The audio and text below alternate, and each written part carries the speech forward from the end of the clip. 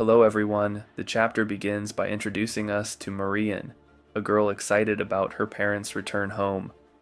Her joy increases when she sees her mother carrying her younger brother, Sean, in her arms. Filled with affection, Marianne kisses him on the cheek and tells him she is his older sister.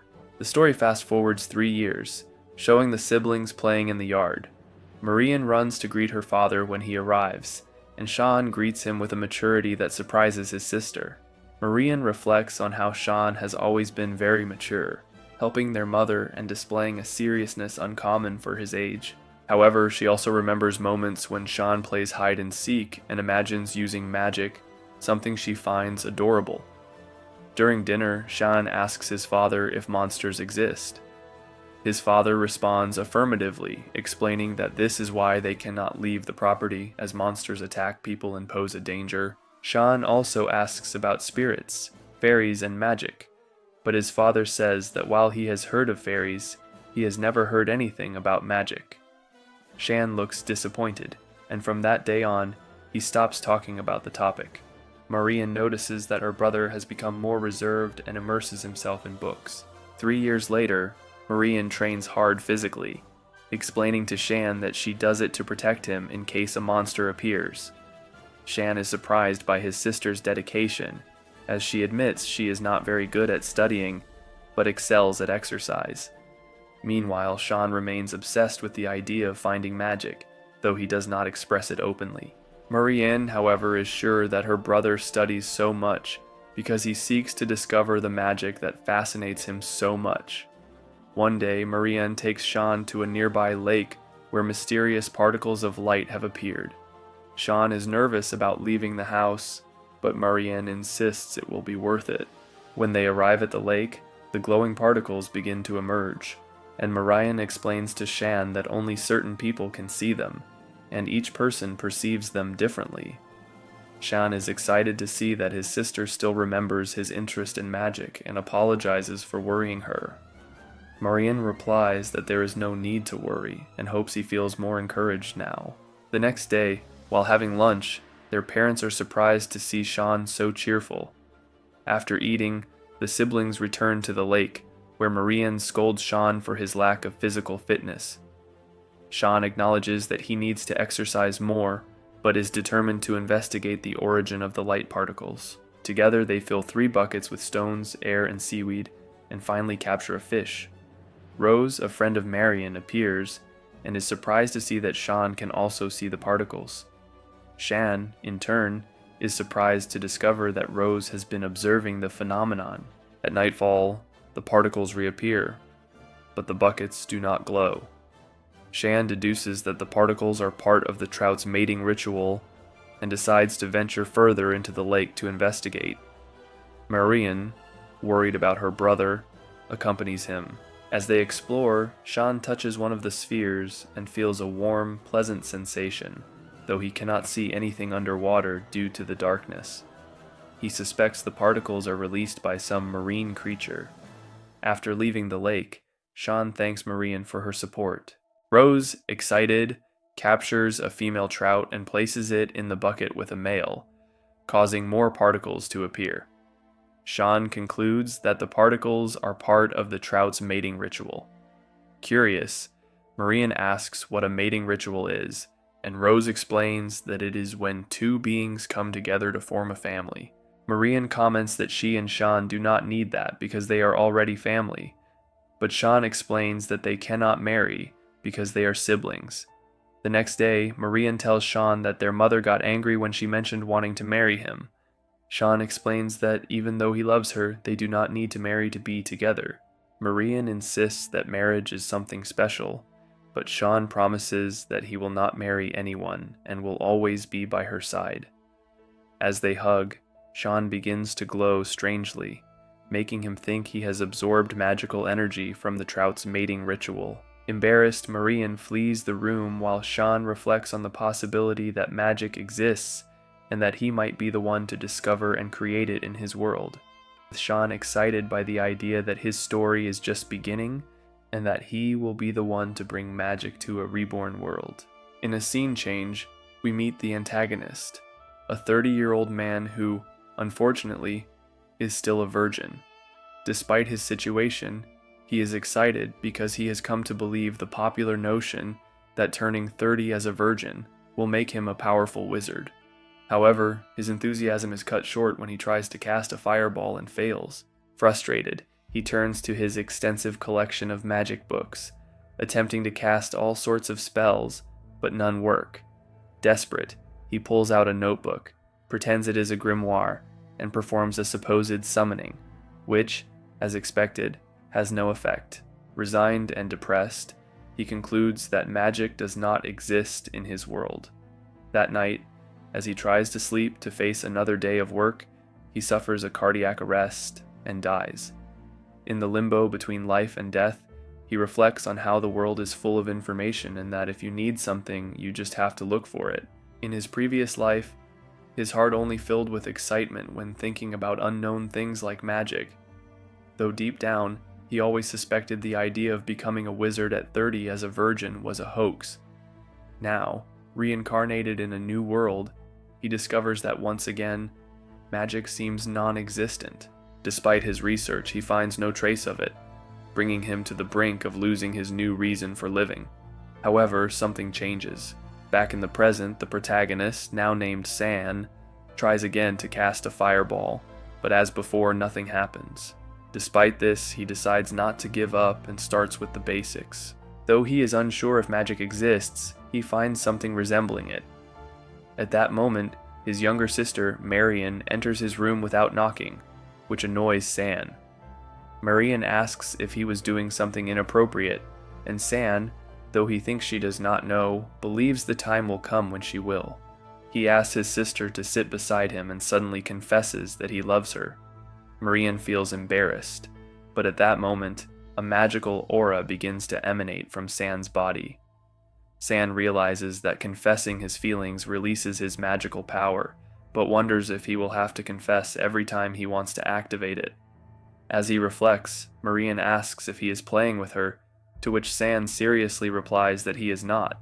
Marian blushes again, and San thinks she is very easy to convince. His sister asks if he has discovered anything else about his powers, and San explains that for now, he can only activate them by confessing, but believes it is not limited to that. He decides to try something new, and Marian becomes nervous, thinking he will confess again. However, San tells her to calm down, as he is not old enough to have those hormones raging. San deduces that confessing his feelings causes an intense emotion, allowing him to activate his aura. He tests other emotions like amusement, anticipation, enthusiasm, and joy, and manages to activate his aura again, though it only glows faintly. San realizes this phenomenon defies all logic and proves that magic exists. He explains that it is similar to what electric eels do, as they can generate electricity through a special organ. San supposes that people's bodies in this world might have something similar that allows them to perceive and generate magical power. He decides to call this state the magical charge state. Over time, San learns to control this state, discovering that he needs intense emotion to activate it, but maintaining that emotion is difficult, and he can only stay in that state for a limited time. Additionally, he finds that only people with magical aptitude can see his aura. However, he feels frustrated because he cannot cast light orbs, leading him to think his magical power is limited. Despite this, he does not give up and continues practicing.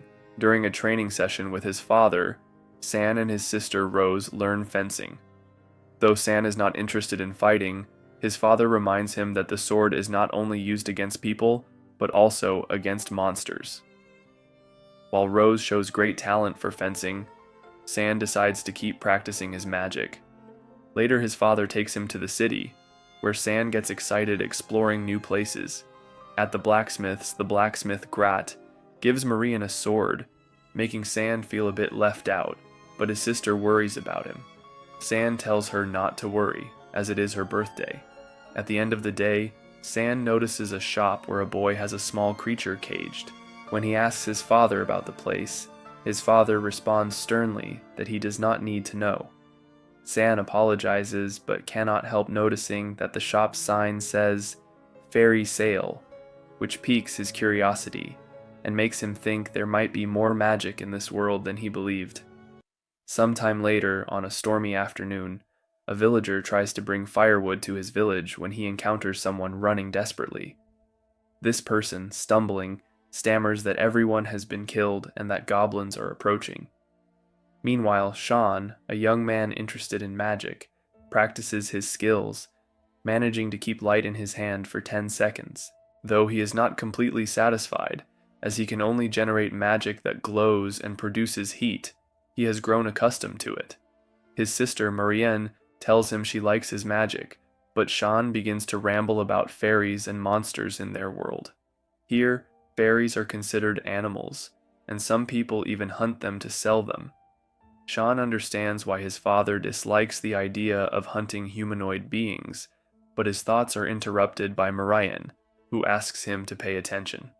At that moment, they hear a noise, and when they go to investigate, their father informs them that goblins have appeared. Sean is excited to hear this, but his father warns that they must eliminate them quickly, as leaving them free would be very dangerous. Sean, however, thinks that investigating the goblins could help him learn more about magic. Meanwhile, he notices the tension among the villagers and wonders why they are so afraid, as goblins are considered the weakest enemies. His father decides to take the women, elderly, and children of the village to their house to keep them safe, while the men prepare for the hunt.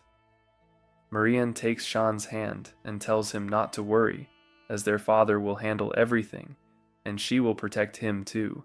The women and children inside are terrified, but the banging suddenly stops, only to be replaced by the sound of a window breaking. The goblin enters the house and goes upstairs. Shan asks everyone to stay quiet, but a thunderclap scares the girls, causing them to make noise and alert the goblin. The goblin breaks the bedroom door and enters, mocking Shan's mother, who steps forward to protect her children. Maria tries to defend them with a sword, but the goblin easily disarms her.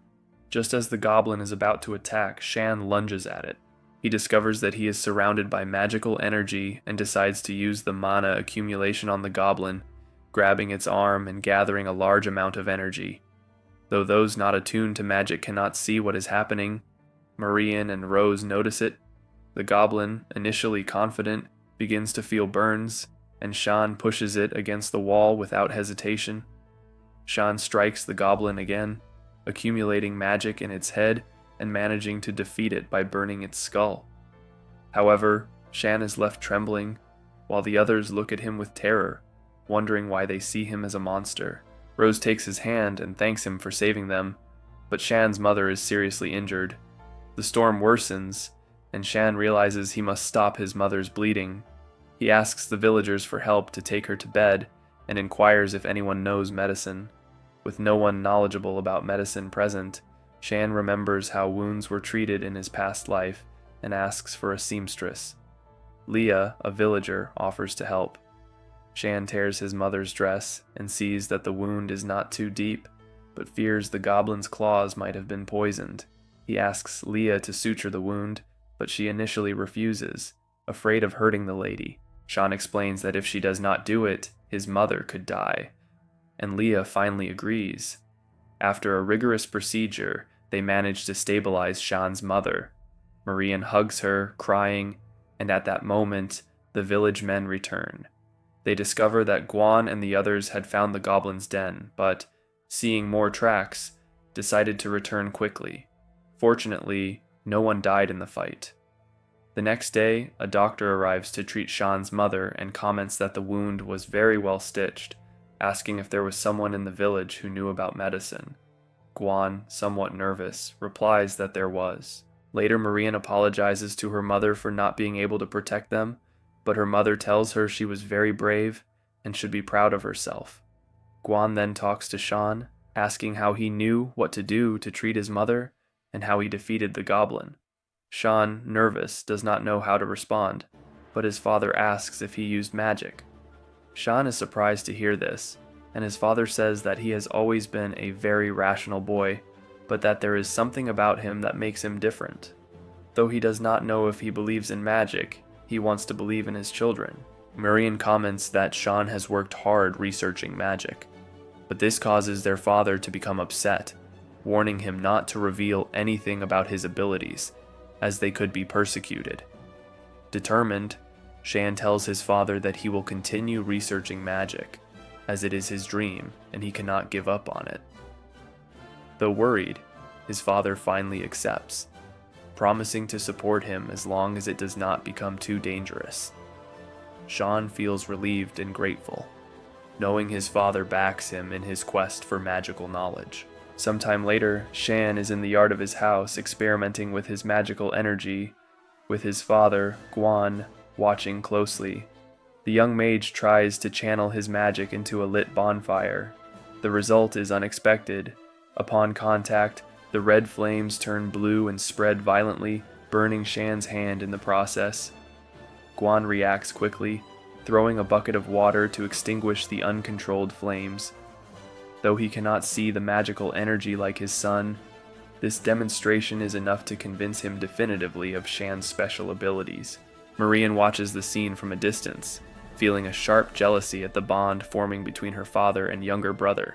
Shan's mind is already soaring toward new magical horizons, imagining himself casting impressive fireballs like a true sorcerer, with such an enthusiastic expression that it makes his worried father raise his eyebrows.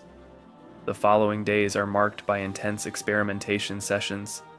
Shan tries repeatedly, accumulating failures and minor burns, but also making crucial discoveries. He establishes 3 fundamental principles. First, the intensity of the flames increases proportionally to the amount of magical energy accumulated. Second, not only fire reacts to his magic, but any significant heat source. And third, his energy behaves like a highly flammable substance, capable of spreading flames even through intervening objects. A significant breakthrough occurs when Marian and Rose, almost effortlessly, create light orbs with their own magic. Shan, initially frustrated by his inability to replicate the effect, receives key advice from Rose. Imagine you're pulling the energy, not expelling it. Over the following weeks, Shan notices a concerning problem. The more he refines his control over magical energy, the less potency he seems to generate. This contradiction leads him to consider the need for new approaches in his training. It is during this period of reflection that he begins to observe Marian's strange behavior. She trains with an almost obsessive intensity, to the point of injuring her hands without showing any intention of stopping. Worried, Shan finally confronts her firmly, convincing her to take a much-needed rest. Shan's intellectual curiosity knows no bounds. His next goal is to understand and eventually master lightning magic. Discussions with his father lead to the discovery of a lightning mineral in the possession of the blacksmith, Grot. However, transporting it poses serious challenges due to its danger. The solution comes in the form of another material, mica or paper crystal, which Shan identifies as a possible insulator. Though the price is exorbitant, 4,000 GS, enough to feed a family at a nice restaurant. Guan, showing an unexpectedly generous side, agrees to buy it to support his son's research. The experiment with the lightning mineral is revealing. Upon contact with Shan's magical energy, the rock releases spectacular red lightning bolts. Though they disappear almost instantly, they demonstrate a fundamental principle. Magical energy is not only flammable, but can also emulate various natural phenomena. With a laugh bordering on manic, Shan realizes the possibilities are far broader than he initially imagined. The challenge now is to transform these fleeting flashes into a controllable electric current. While seeking to share these discoveries, Shan finds Marianne in an unexpected place, the lakeshore, hitting a log with such force that her hands bleed. The scene reminds him of Rose's earlier words about supporting her sister. In a moment of deep emotional connection, Marianne breaks down in tears, confessing her frustration at not being able to protect her younger brother when the goblin attacked, and her envy of the strength he demonstrated. Moved, Shan hugs her and promises his unconditional support, marking the beginning of a new stage in their relationship. After an incident where Shan's younger sister becomes overly clingy, he asks for space to continue his magical experiments. Although she feels hurt and asks if she's a bother, Shan tries to tell her subtly to avoid hurting her. With his space regained, he resumes his research, discovering that he can shape his magic at will. However, he notices that when he expands it, it loses potency, while compressing it increases its strength. This advancement doesn't apply equally to his electricity magic, but in one of his experiments, while attempting to manipulate the lightning mineral, the energy is drawn into his body, which surprises the girls. Sean continues progressing rapidly, even coming to believe that this world expects him to create magic. At that moment, his father and Grax appear, and upon entering the house, his father reminds him that thanks to his idea, they were able to extract the lightning mineral. However, Grax, taking advantage of the knowledge, began extracting and selling the mineral in his shop, accumulating a large amount without being able to get rid of it. Grax apologizes for using Sean's idea to enrich himself, but Sean doesn't blame him, accepting it as a logical possibility. The main problem is that the accumulated lightning mineral in Grax's warehouse generates an annoying crackling, and if they don't solve it in 3 days, he'll lose the place. Sean agrees to help, though without promising results. Upon examining the stones, he notices that when brought together, they release energy rays. Later, in the shop, Grax shows him the refined metal from the mineral, but it no longer produces electricity. With his father's permission, Sean performs a magical demonstration, lighting an oven with magical fire, which leaves Grax stunned. After explaining magic to him, Grax asks if refining the mineral with that special fire could restore its electrical properties, though he isn't sure. They decide to try it.